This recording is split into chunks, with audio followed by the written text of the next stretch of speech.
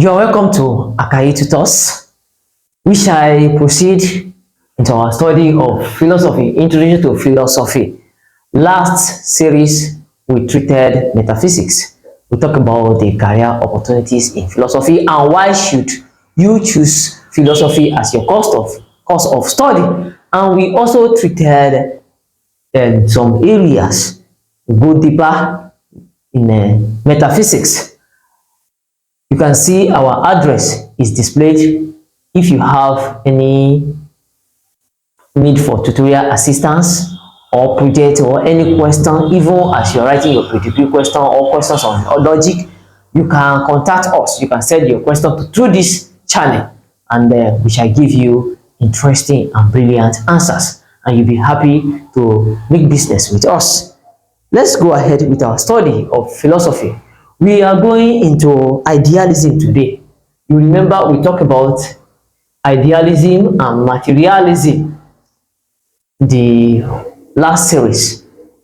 Materialism and idealism are two big theories or schools of thought in metaphysics.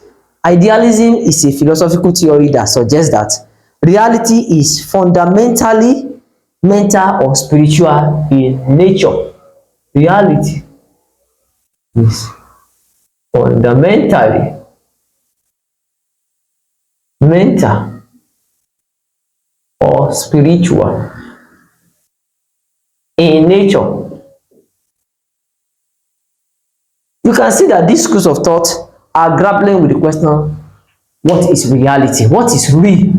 What is reality? When you say something is real, is your dream actually real? Are prophecies real? Are miracles real? So what are the criteria for saying that something or an event is real or fake? So according to idealists, reality is fundamentally mental, that is something intelligible or spiritual in nature. Reality is spiritual or mental in nature. But for the materialist, reality is material in nature. We have some philosophers like Plato.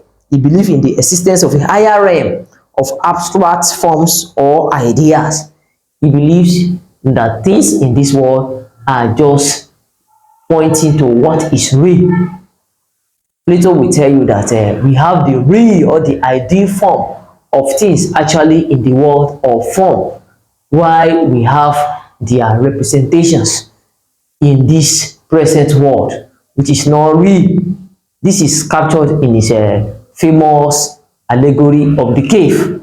We also have philosophers like Immanuel Kant, and Kant argued that human mind plays an active role in shaping our experience of reality, and that we can never know the things in themselves, independent of perception of them. That is, you cannot know things the way they are. You can only know things the way your brain perceive or interpret them.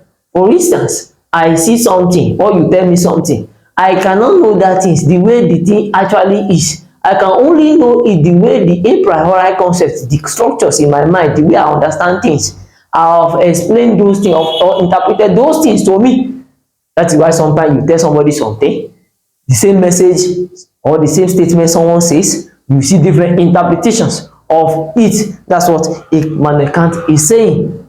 That is giving us a mental or intelligible representation, understanding of reality. We also have philosophers like George Wilhelm Friedrich Hegel. Many philosophy students fear this philosopher because of his nature of writing.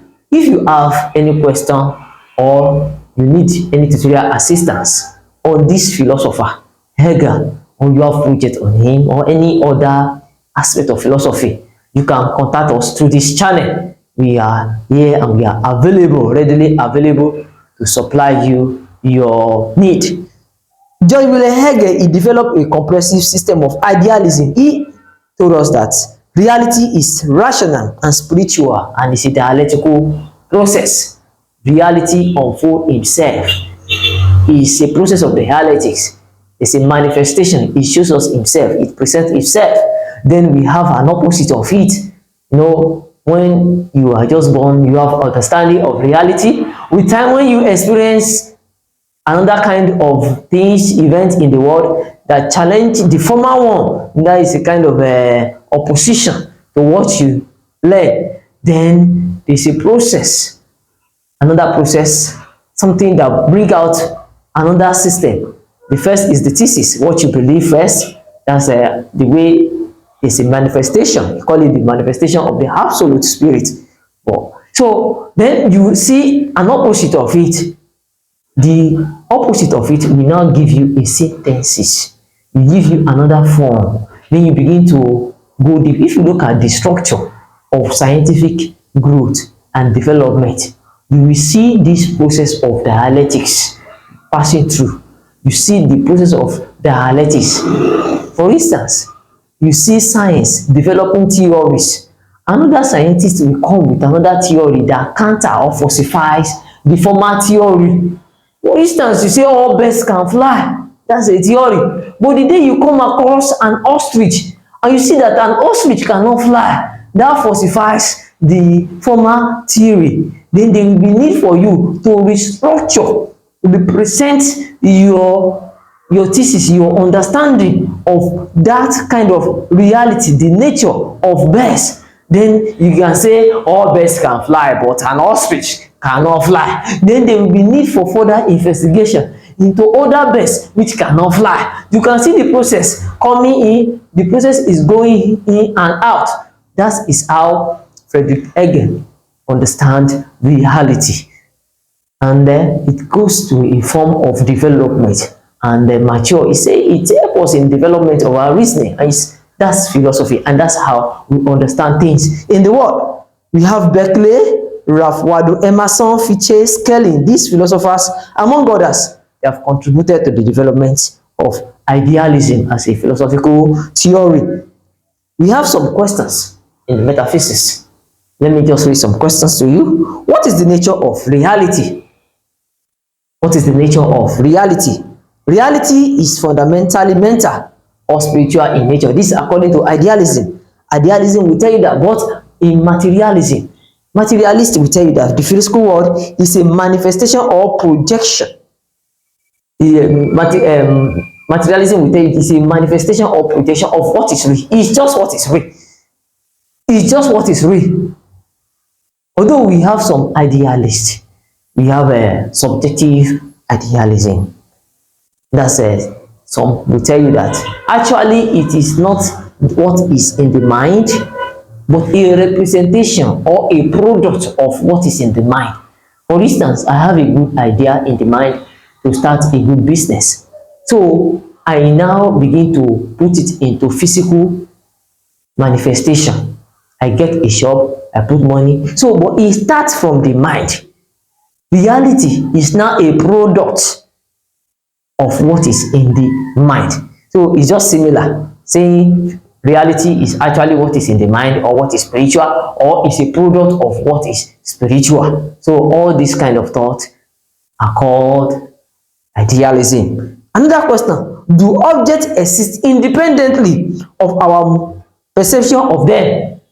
I go to a particular hall, I go to Queen's Hall, in UI, I see Queen's Hall. When I get there, I can say that the hall exists because I can perceive it with my eyes that the hall exists.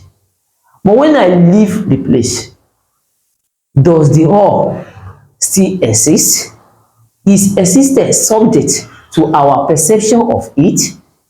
We also perceive things in our mind, in our dream. You have a dream, you perceive, you see something. Doesn't mean that it's real. When you take drug, you take alcohol, then you see the world moving. Is actually the world moving, or is your own brain or your understanding, or because of the influence that is making the world to move? Materialists will tell you that actually what you see, what you taste, what your five sense organs give you is actually what is real and what you should believe. But experience, history, informs us that actually our five senses may deceive us. You may be under hallucination, you may be under the influence of drug, and you may even be deceived. When you are going, you are traveling, you see a pool of water ahead of you. You see actually a pool of water, especially on a sunny day, or it's just the reflection of the shadow of electric poles by the streetways.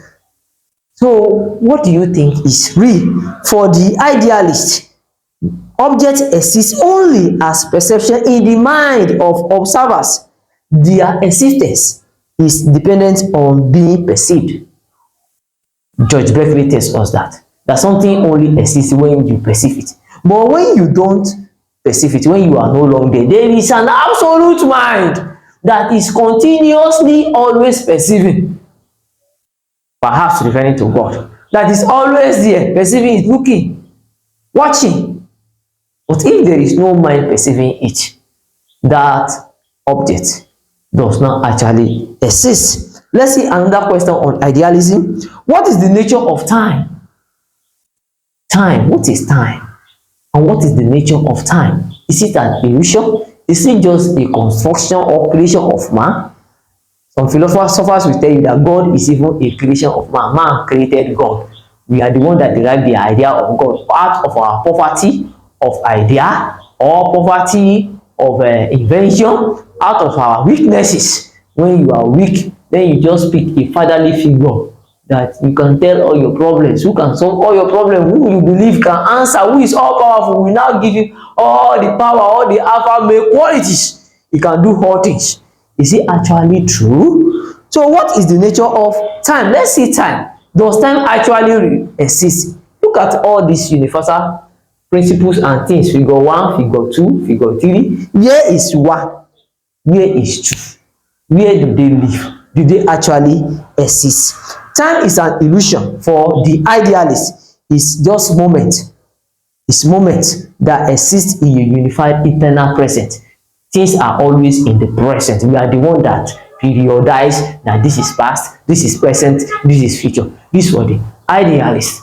So you can contact us if you have any questions or anything related. We are always here and ready for you. Contact us through our channel. This is Akai Tutors.